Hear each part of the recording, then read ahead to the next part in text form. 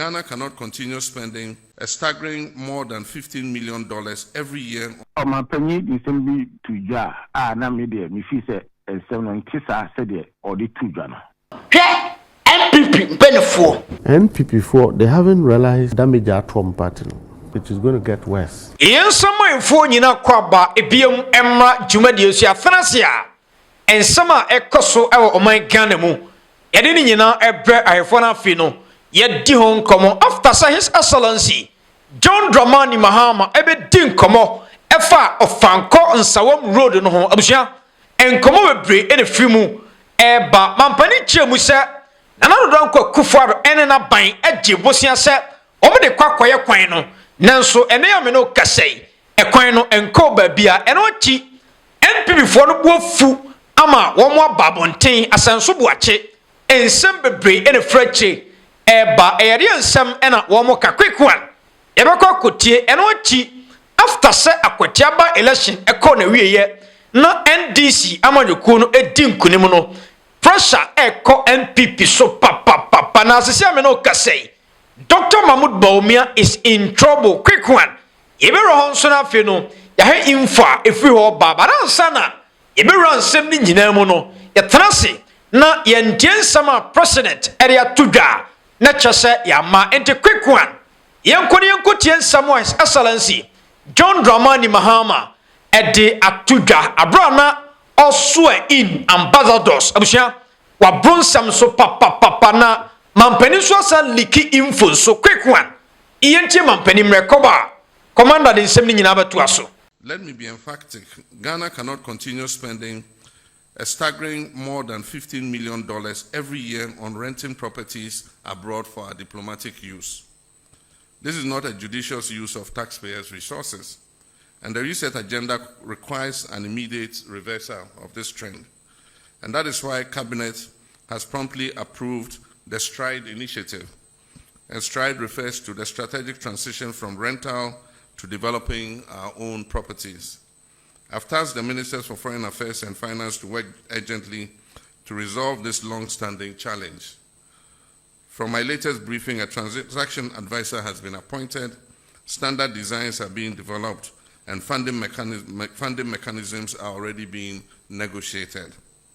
This decisive shift will ensure that our missions abroad are housed in properties that are owned by the Republic, reducing wasteful expenditure while safeguarding Ghana's dignity on the international stage. His Excellency John Dramani Mahama, of course, as a sikana no thing. Yeah, $50 million. Of course. Now, oh my Ghana so yes, sikapao. Yes, she's kappa. But quick one, yeni hon komo kitwa bi na enko. Right, but me na was in the first place na fi yesha se na eni komo kakra. Right, mampani di komo we atudwa wa bra. Na also in ambassadors and special envoys. Ya omukwa kodi dwuma ama oman ni e various countries. Yeni omu edi nsawoso.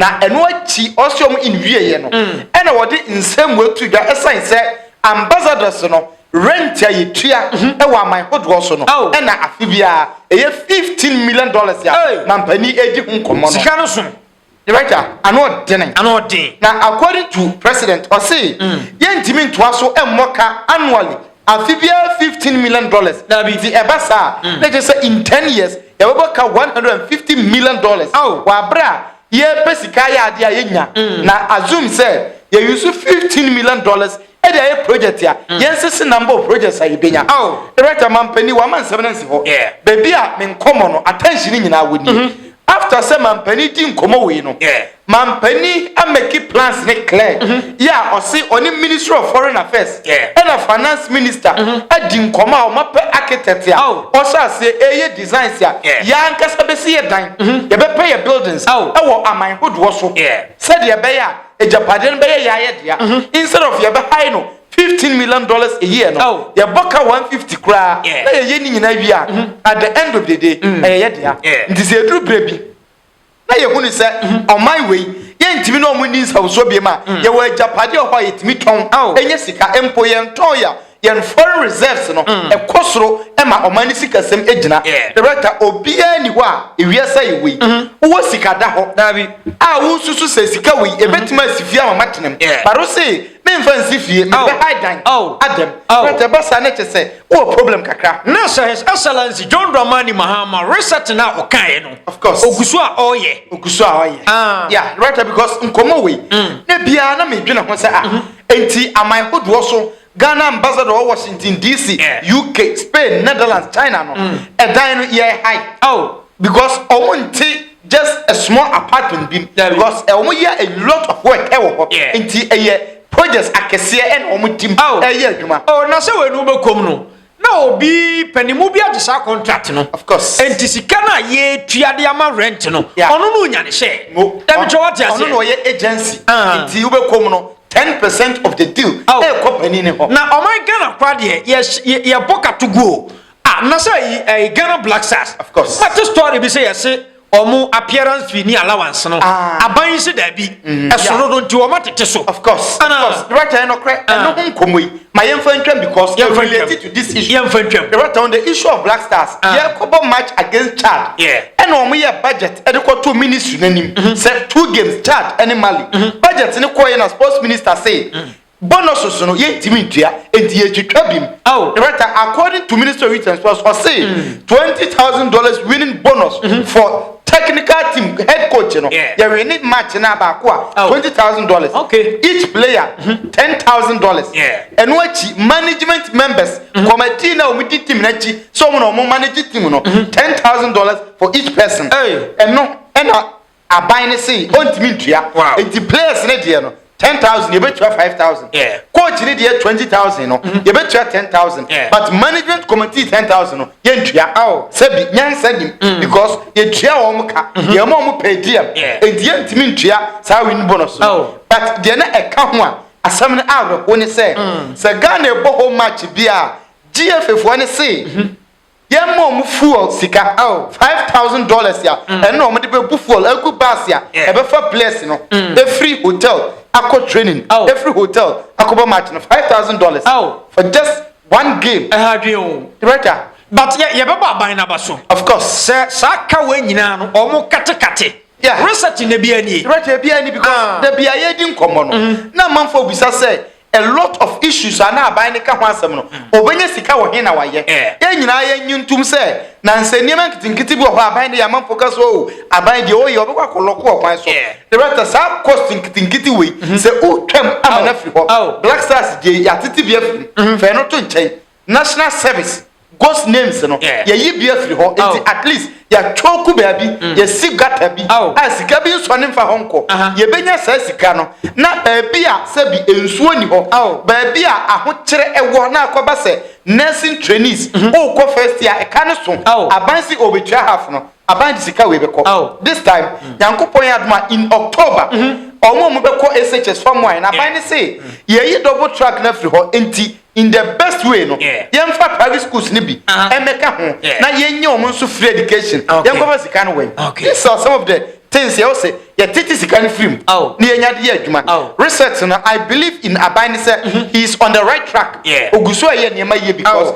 right and trust mu yen high dan ko $50 million officer say afiso a ye embassies across the world no omo timi generate sika no emaye na abroforo kwa me sure say wo mote ho a sika oman no yia bia spend oman spend no abroforo kwa yem be hye wo mu right ebe yo mo nwa kakra so we hwe the size of Ghana yen size any yen expenditure we hwe oman ya ho kire ye nipa ne noso ya sa sikitua bi na we hwe sika ye spending annually ye didi se mu na right etode bi advanced countries no ebe yo mo surprise kakra se enkrofo yi ade o ma dwen no se bibi ha o mo kakra na and enya Ghana nko a lot of African countries but as somebody say it will take only one person and a better agent at this stage ade o yem pebiem na wanya amanfa mo support say de ne nyina ye support na ya judge na ade na ye ya anye ne sa enye ye da expenditure no too high yen hwe say aban no every single right thing be also e bia no yen so ye be gina ne kon so na aban na ye all these important things na oman na ye kwemo ma bani abaso yen nyina we so commander na encourage this video after some company be din komo se na no nko akufo no mo je bosia se omo de ba be ye ofanko ene nsawam road na kwan sisi am no kase kwa no eduru ba bia asanso bo ache ne MPP fo no bo afu omo ba reply man pani bara ne ekotiemra ne ekoba info bi wa ha eno kre enwa omo pani di sembi tuja na me de me fi se ensem no ntisa se de odi tuja no ofanko nsawam road project project na na akufo ado aban ene start na abra ye free abram no na ye project no ama ye up to 68% of the project. Now the entire cost of the project no $346.4 million. Now as part of the financing of the project no, government is secure as facility of $200 million. So the best support to the financing, which means a better $146.4 million. Now, aphorism facility, it wasn't meant to complete, it was just to support. And I brought my penny loan loan after and to see a new project. No. Now, because they know very well, it was not enough to complete. Per the financing arrangement, the balance in infrastructure financing, a friend of counterpart funding, government of Ghana is using budgetary allocation to pay the rest of the funds, which is $146 million. And what the government has to do per the financing arrangement is to use government of Ghana money to pay the rest. Until it went into the construction of the project. Until now some will say finance minister can't want something, road minister can't want something. I mean the baby chichi Musa and Tissa. And so no, it keeps on coming. And I will say that I had an unpleasant duty of responding to the president. And I did that, and I provided the facts. But what do they seek to achieve? So, say finance minister, yes, we know. Say finance minister, Babeka, and answer, roads minister, Beka was, and now the president.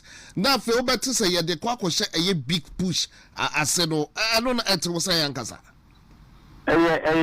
All deliberate attempts to make Nana Akufo-Addo Aban look bad.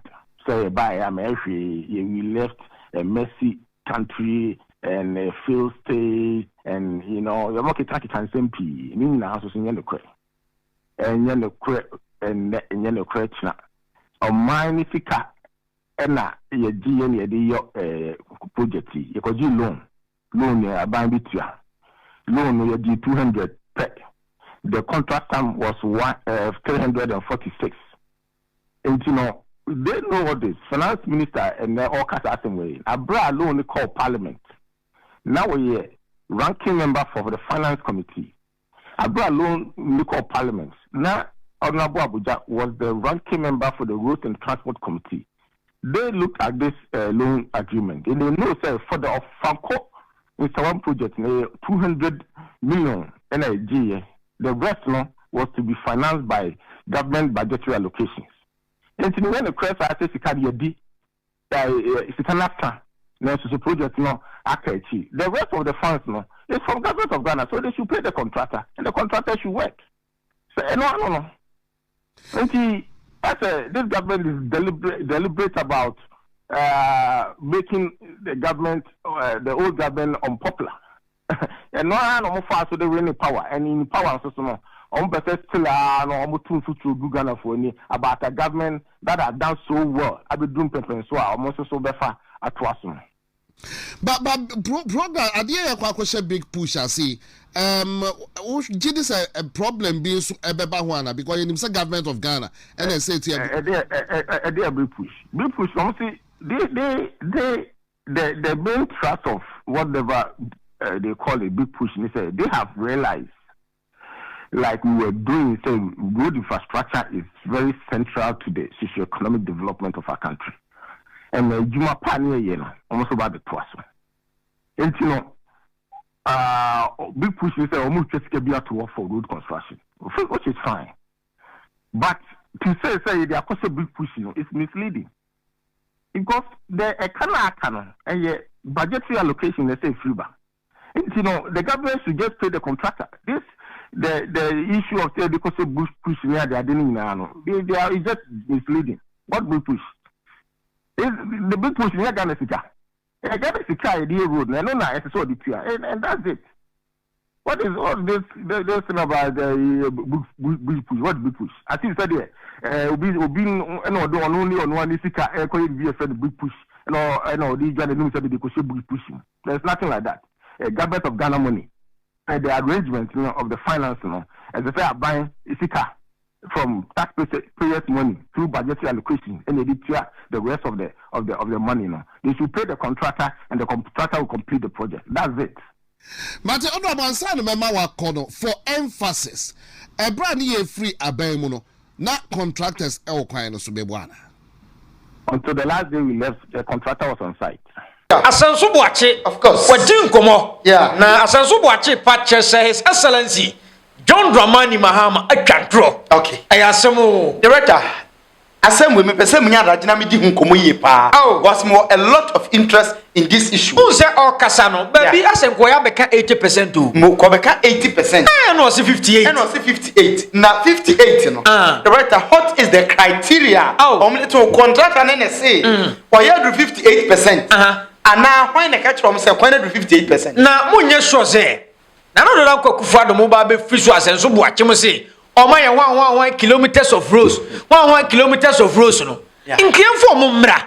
Kilometers of roads no. Na omunko cheche. Yemfa measure nkita wo. What you say? Ntube kom no. Ntube kom sa on to fanko de yi. Na shembi. Director ya try. Enso ya nye kwan no. Asem ni nyina. Ya asem o. Director, enye se obekom no kra ya me nie. Ade no wa bie mani on this part. Mi susu se ana me no ya adwen se ni nyina o ma twere kwan bia o ma wodo contract de ma obi bia no. Na o ma twere ka ho se e kwan we bia 300 kilometers. Na o ma twere. Meanwhile, a quite onye. The right yen nkomo yi. Yeni. Honorable Asanso Boache, with all due respect, Ninkoma Odi, and yes, I me pese me kase de okan enye no kre. And yes, sir, but the me pese me bisane say, or say bisane mo kwaji ye no. In the first place, $200 million no. Na a supportive fund. Na the right thing you say Odi dwuma bi.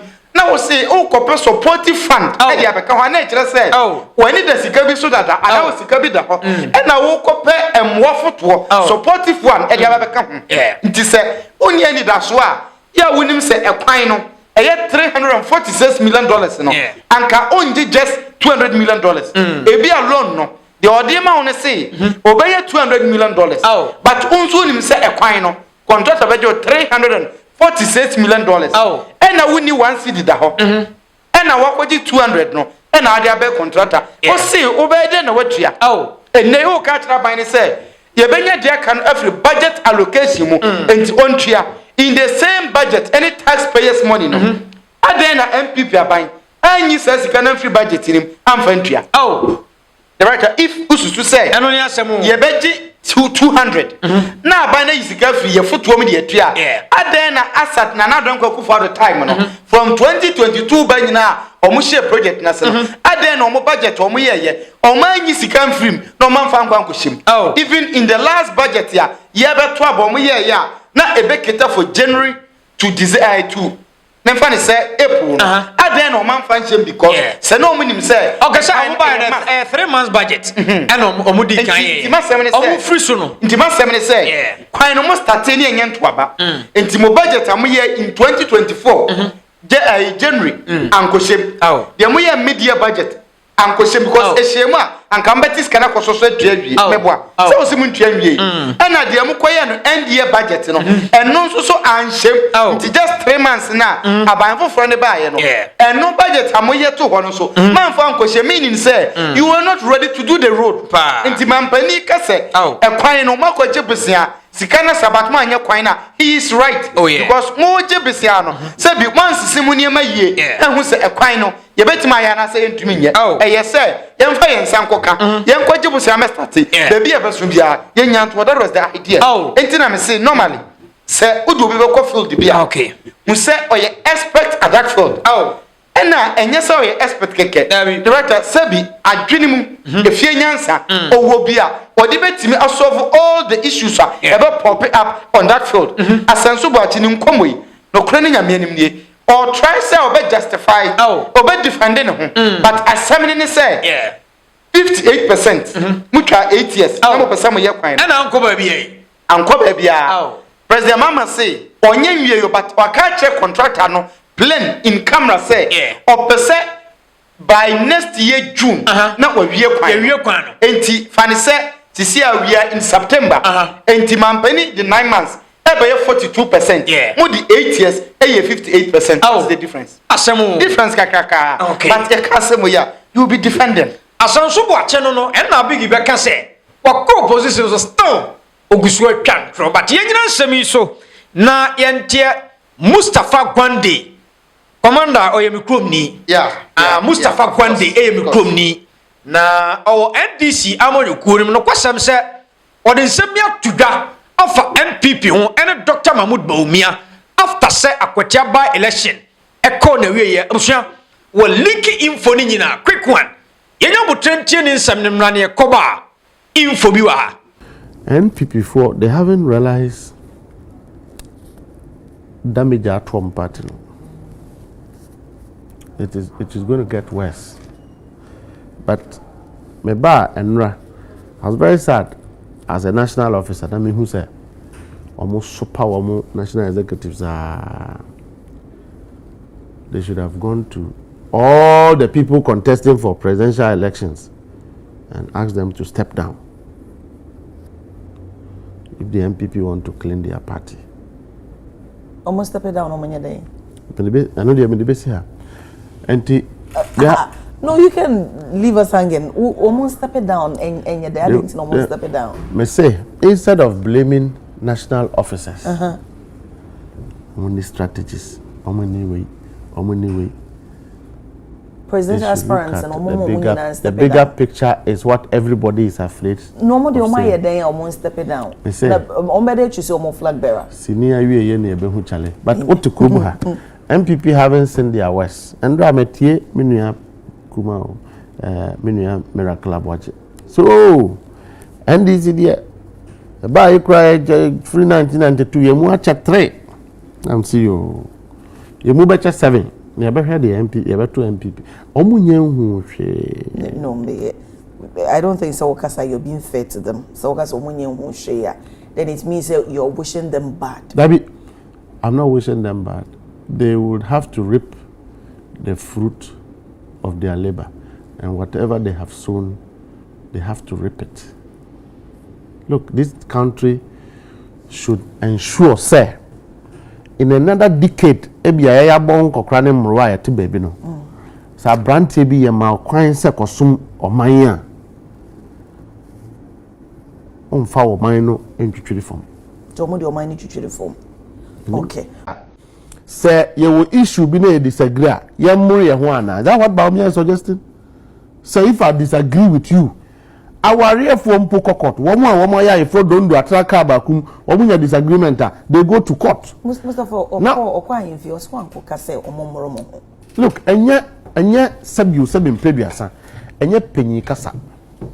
So who say enya penyi oka ya na ehu za ayeye. Who necessarily na or draw akweti attention akoso say nothing at all. Lazy politics. Ernest afa or how more brainty in a way I'll be on bit media on and say a candidate or media ban or so be vote ya manana it's me a share Ernest and so Bawumia ka ho na a strategy in the Bawumia ka the strategy is a populist weak strategy roadside one Bawumia ka ho na NPP for brain because obaye was a hype man happier, and then na opposition. We're happy. why? They didn't want to tell us on so because a single person we will not comment impact on the whole. We will not comment NPP. Former flag bearer. He's not a mean person. No, exactly. Bawumia ko ino ko ka say akotia foi en ayi owuo ye fa ne din ko asumedu me ba me na matete no ya so mu niam anko yie momfa ncha yen momfa me bayi mfa nko parliament ye chichire ni asa ba bi mu a ka sabi ebeto asum njuji this one kasa ansem we nyina anti just that portion now we can just say them can na say okay video and obi ati okay media no pick honom ni okay no da bi Bawumia de no ye reading free papers so video and obi a share kokohwe bi it is not anya ade anka say fi na no pa chief of staff ekoi okano few minutes o say nananom President Mahama ni ho ko wisen ko beba hanom na mumo se mumfa ne ba lawyer bedi akomre no no ne be ye adwuma na de mpuntu adwuma na den abramo finish national chairman ko ye and he led the whole operations and I call campaign. He went from palace to palace, church to church, mosque to mosque.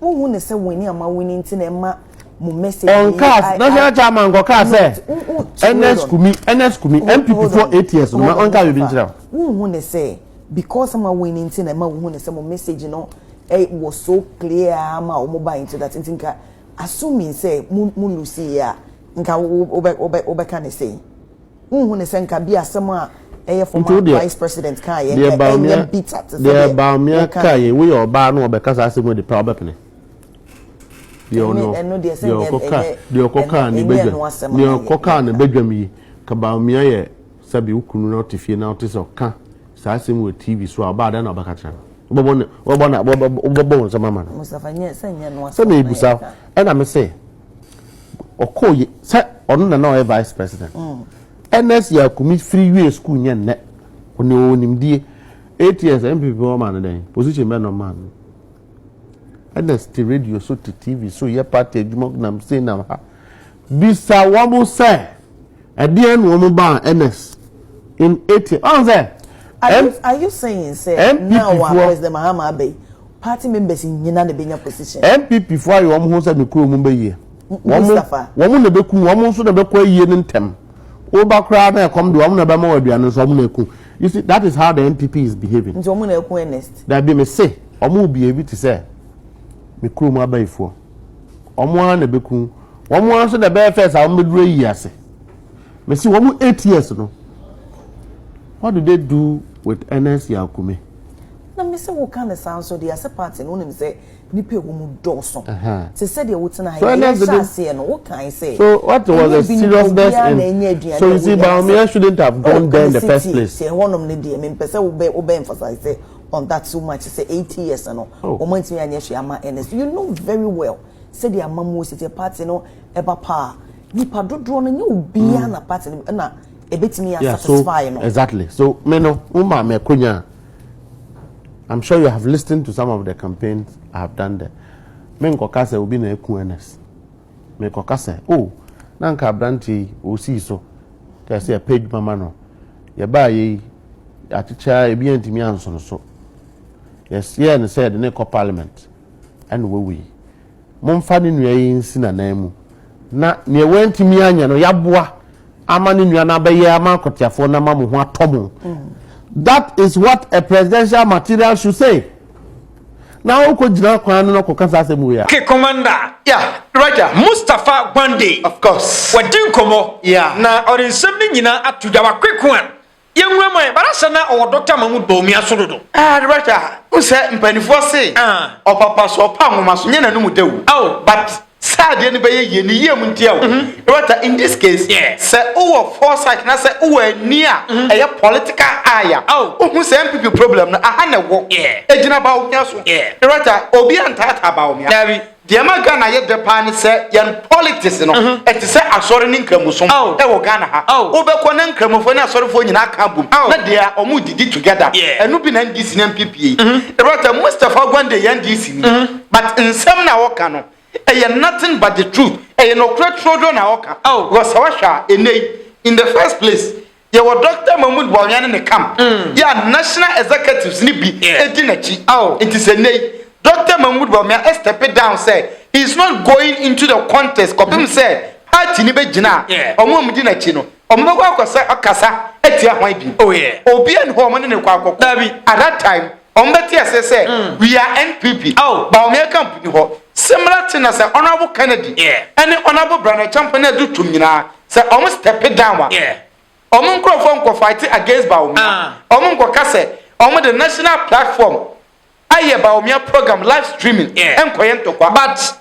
no so no executive no so no also so no because Justin Kodua money san krofo no utimi so munyina so Dr. Mahmoud Bawumia kam tie beda yiye the raja they say problem they say executive no so ka ho executives no ko akwatia ba election of course enye executive Justin Kodua mo ene koye say asomadi nko and no so amunim say asomadi ka ho ana NPP elusu yi ewa kwatia the right dem che wonti ase ai parliamentary candidate you know of course okay asumadu owo ka ho yeah anti executive no so adwuma no form the right I agree kwan omo be fa so a omo be ma executives no quality abamu no any say you break this camps down you camp way through because say camp na mfiri ho a the right there is no way executive will be myself because and now can say executive no a Dr. Mahmoud Bawumia dream ben say ono na wo pese wo yi ni free ho enti na wo koyi ne nkrofo na free executives ni but the ompene ai Mustapha Gwande di nkomo bi say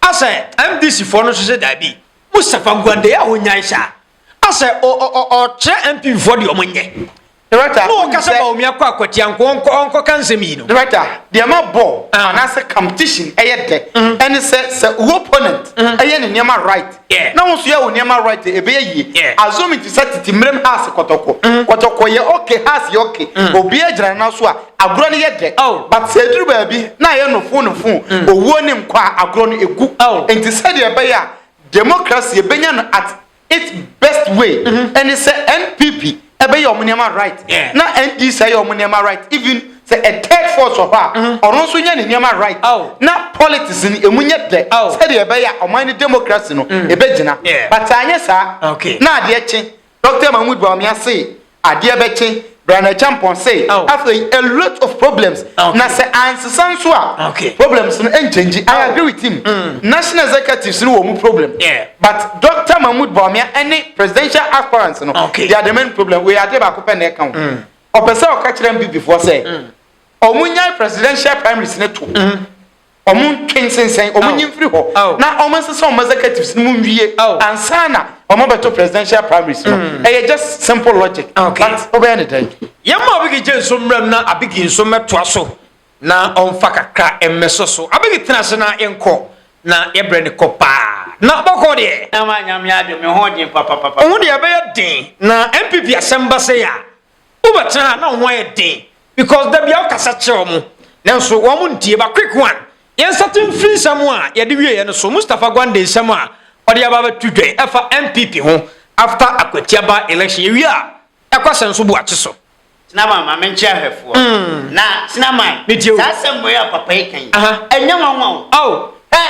MPP ho so mo penokre pa NDC ni asebo akan ka wo so mo fa yes nye me betra na me ka nye se me ta MPP no kure na da ho no na wo ka ye ka no mo ntia so once I unyanko party ni ofro na ba bonte na baka se mfumso ni na kobotre ko ba hwe nyina e Bawumia so wo se me boa Bawumia ba MPP mu 2008 ba pem na MPP afa wa haw mu sa anti e Mahmoud Bawumia nkasa de wa haw ni nyina yo no a ansa na MPP ba ye no I just hear trouble next to every MPP mu Bawumia dwuma ye ma MPP awahi o dabi Aniwa nkasa. Awahi adwuma bai.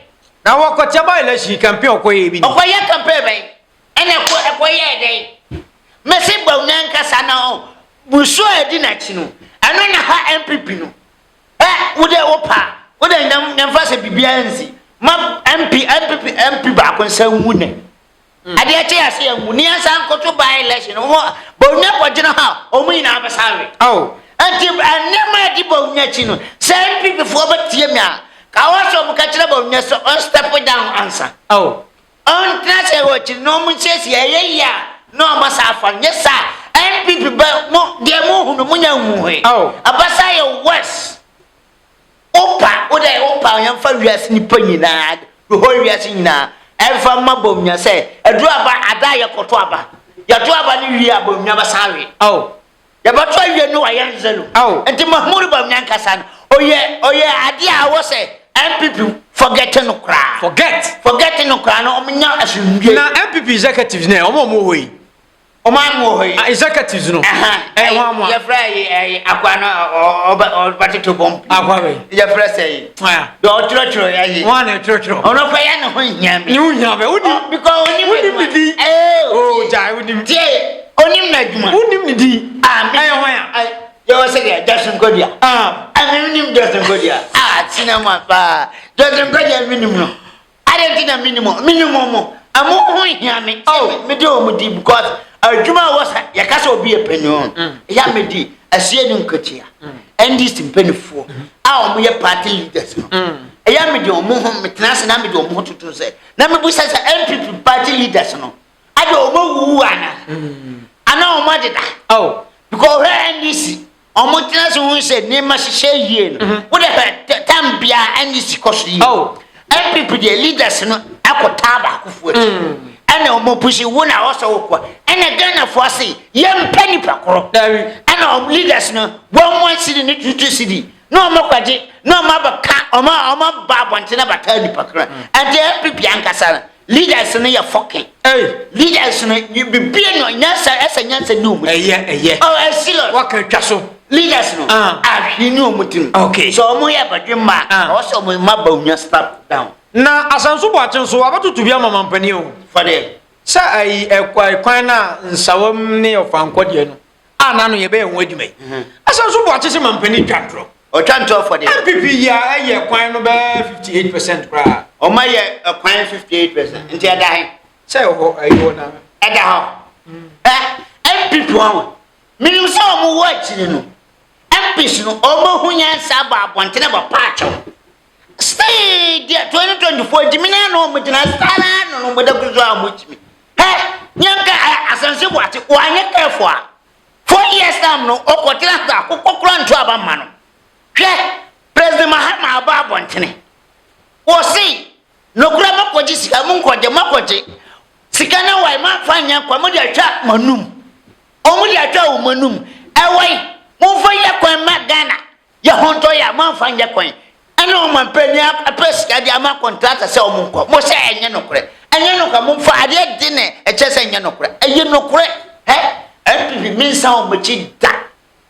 na nanu ankofo we minsa o machi da because yenim de e so party nim enkofo o madisika enye nwanwa se Mahama ba botre wo he president Mahama on jantro oh oyinipa o kasem oye serious wa nema wa ba wa shebo so obaye ana ogu so oyi enti wo sensible atena na nka wo ye leader ana wo he kwan so no kwan on jam kwan oye oh awo he odu ha omuya no makoja to baby poto omoye go test no makoja to boy ana Mahama ba so obebe amamfuturo atwa wo Ghana oh ana makoji ska ye hu baby ska no oh omude akoye omunum omude amages enti asansibo achenkasa na oye liar dada na asansibo ache de otamfo oh na sa na nyaka no na ma ona kikanza hunu chira ona abakan Japan enti ona nkasa na ya tana 4 years time no oh ye be tuna sese mire no akwana nya de o oh asansibo ache akwana nsem no kikan de wanya de oh onya correct kura akwana nya de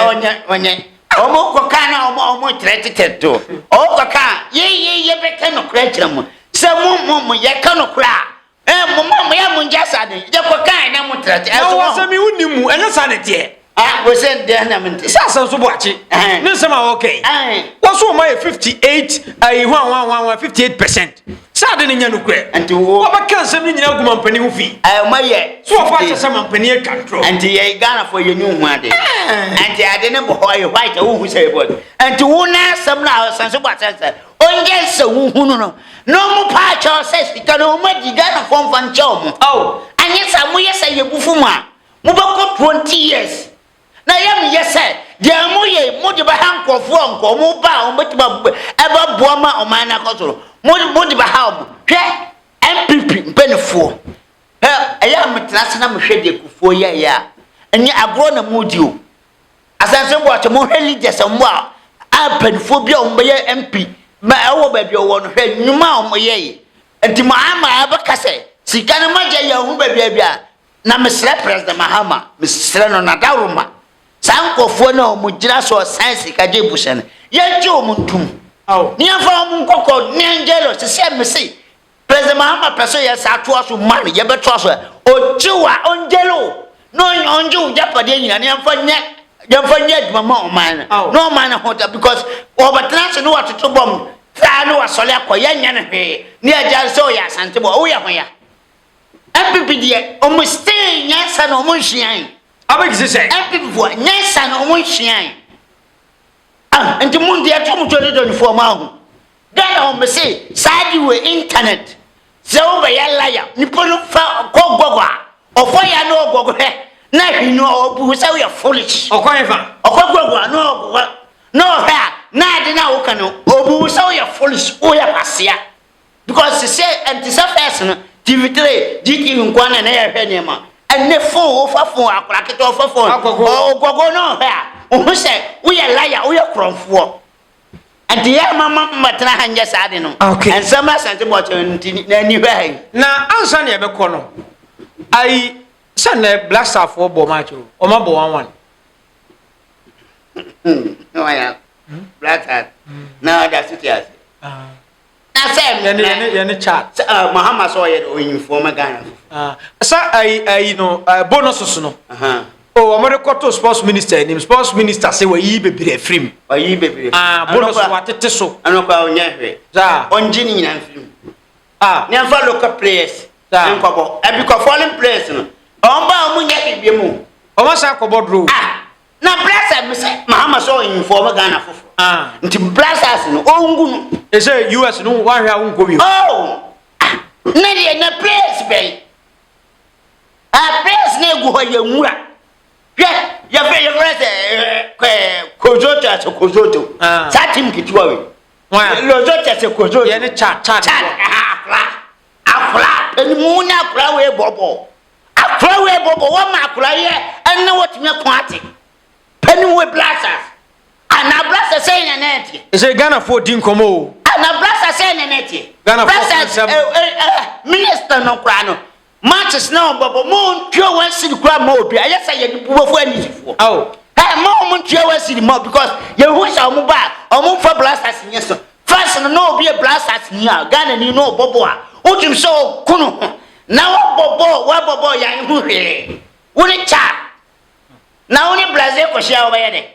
When Argentina ko share by the Chad akulaka to want to mention and the Emirates can also what is called oh my own jipra on can just say omo niko tia biapium oh ayo man omo bremo man go scale ma dipano and you can't come to me piaka nto mo nja sa ne blasters there me de bia meka makuma kora ni hobi oh bas na ka blasters ba bom matcha aban adwuma yefo nyina pontem oh no makotena sa and the blasters boboa won't say blasters boboa oh ko nema na ene esisi enye oh president nkasana fana ye efo yemfansi yakoy besaba biem abigidi ya tene kano yakai fo nyina